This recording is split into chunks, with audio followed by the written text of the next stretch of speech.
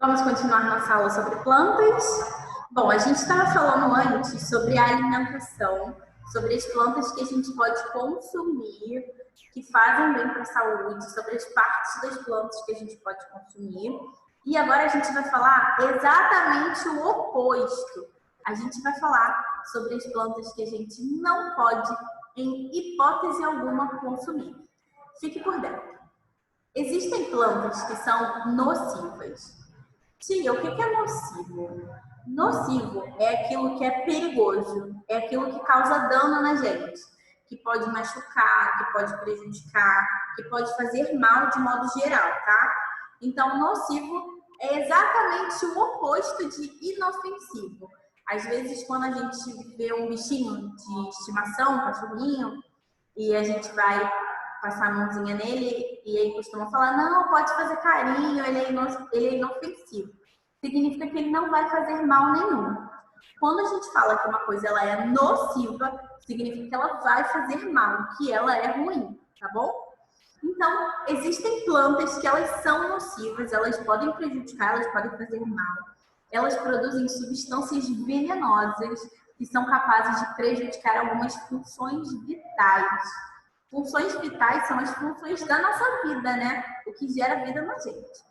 Então, algumas plantas, elas apenas provocam uma irritação na pele, um mal-estar, mas existem outras plantas que podem matar os seres vivos. E quando eu falo de matar os seres vivos, eu estou falando de todos os seres vivos, tá? Inclusive os seres humanos, eu, você. Por isso que na aula que eu falei sobre o que a gente consome, eu disse que a gente não pode sair por aí comendo qualquer coisa, tá? As plantas que são comestíveis, elas são preparadas para isso.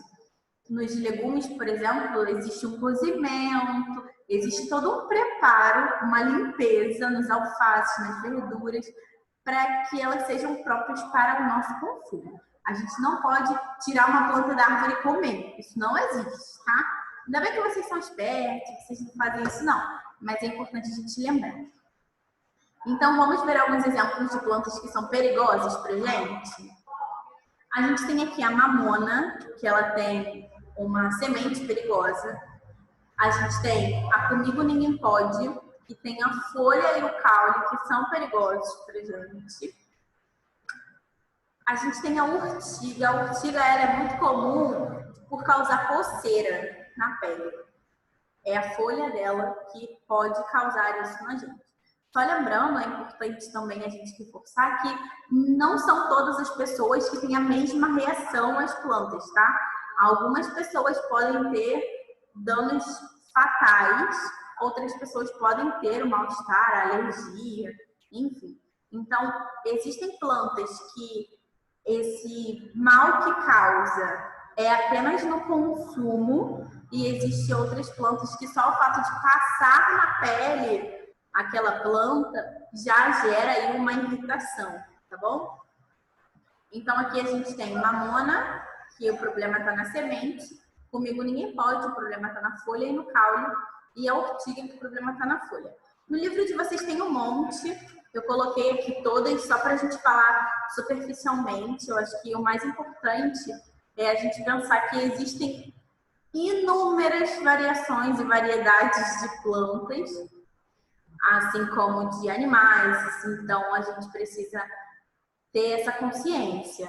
A gente não pode pegar a planta e colocar na boca, a gente não pode comer alimentos que não estejam bem limpinhos, higienizados e prontos para o nosso consumo, tá? Então, a gente tem aqui a coroa de Cristo, que ela produz um líquido leitoso, que é o látex.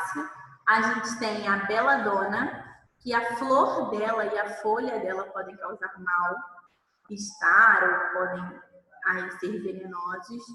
Tem a espirradeira, que toda parte da planta pode causar um mal-estar, um incômodo na gente. O pinhão paraguaio, que o próprio fruto e a semente são perigosos. A gente tem também a arruda, que toda a planta dela pode aí ser nociva para o ser humano. A arnica, a semente dela, e a alamanda, que é a semente também, que pode ser nociva para o ser humano, tá bom? Para o ser vivo de modo geral.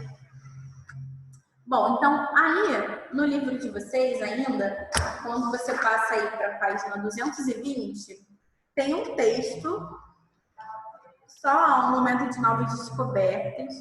É um texto para a gente falar um pouquinho sobre as plantas. E depois tem uma atividade. Essa atividade eu vou deixar para vocês fazerem em casa, mas eu vou fazer a leitura do texto com vocês, tá bom? Então, quem tiver aí com o livro pode fazer a leitura pela página 220. Quem tiver sem o livro, acompanha aqui comigo no vídeo, tá bom? O Brasil é reconhecido pela sua biodiversidade. Há registros de utilização de plantas para os mais diversos fins, como alimentação, medicação, construção, etc., feitos por viajantes chamados naturalistas.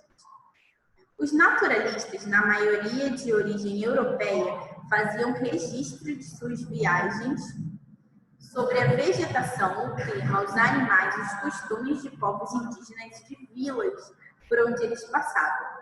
Para exemplificar a importância das plantas na história do Brasil, vejam o que dizia um naturalista muito importante chamado Auguste de Saint-Hilaire.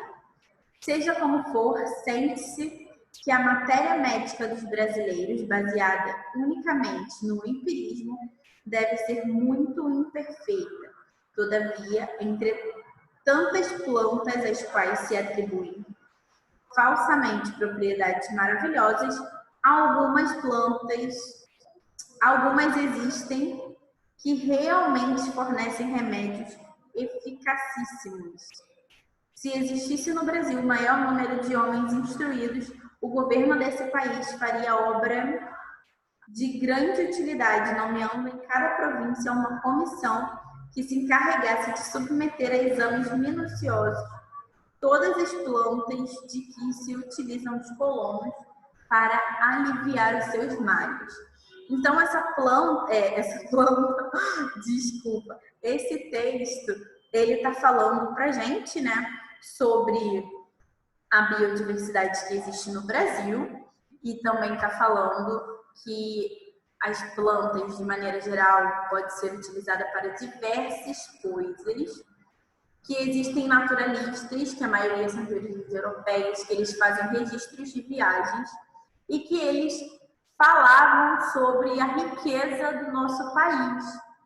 Aí um deles, muito importante, ele fez aí uma observação sobre isso, dizendo que se o nosso país tivesse noção, tivesse conhecimento sobre o nosso poder, a nossa riqueza de biodiversidade, a gente talvez conseguisse promover aí as plantas a exames que fizessem com que fosse muito mais eficaz a nossa medicina de um modo geral, tá?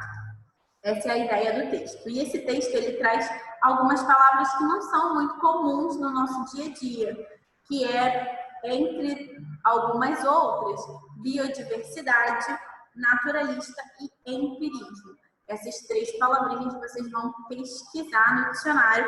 Pode ser no dicionário físico, se você tiver. Lembrando que o dicionário ele é arrumado em ordem alfabética. E vocês podem também, quem não tiver o dicionário, pesquisar aí no dicionário online, na internet, para poder responder essas três perguntinhas que tem aqui embaixo no livro de vocês, tá? Então, virando a página aí, na página 221, pede para a gente observar essa imagem aqui, que é a imagem de uma plantação de algodão. E o algodão é uma fibra branca, esbranquiçada, né, que cresce ao redor das sementes de algumas espécies de plantas chamadas de algodoeiro. O algodão é utilizado na fabricação de cama, mesa, roupa ou cadeira. O algodão a gente viu na aula anterior que ele é utilizado na produção de tecido, e tecido a gente usa para fazer roupa. Muito bem, então marca um X aí em roupa. E o exercício de baixo, o exercício proposto, é uma pesquisa que você vai fazer com os hábitos familiares. Então, cada um vai ter que fazer o seu. Nessa atividade não tem um gabarito, tá? você vai ter que conversar com a sua família para entender o que vocês costumam comer de raízes, de caules, de folhas. A aula anterior a essa, a aula 18, ela vai te ajudar bastante, tá bom? Porque ela mostra várias opções aí de alimentos que são raízes, caules, folhas, frutos e sementes. Um beijo, a gente se vê na aula de matemática. Até daqui a pouco.